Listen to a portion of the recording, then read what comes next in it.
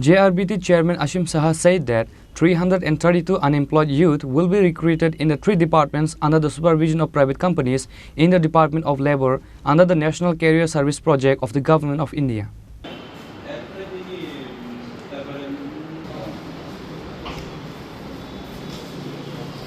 The selection of these 322 youths was taken through interview held at Agartala.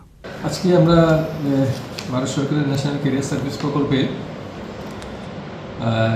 আমাদের যে district employment exchange Agartala ব্যবস্থাপনায়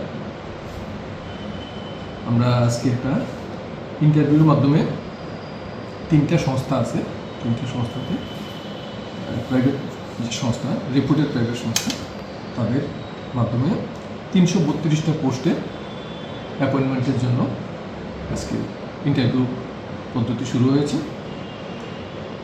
এই 3টা এমপ্লয়ার যারা আছে হলো first guide Z solution private limited, Metaforce private limited, Urmisha courier.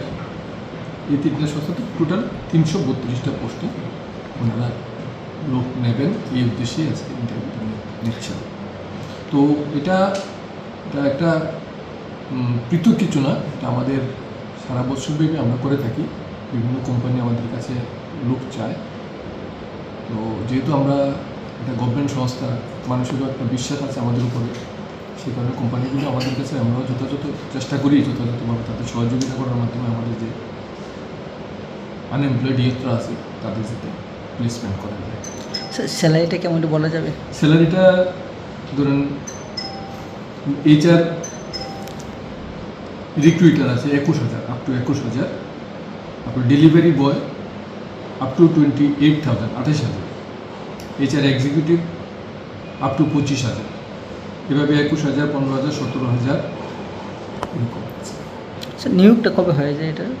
নিয়োগটা ধরুন তারা যদি আজকে সিলেকশন করে বিভিন্ন কোম্পানি বিভিন্ন সময়ে দেবে, মোটামুটি সব দেরি করে না।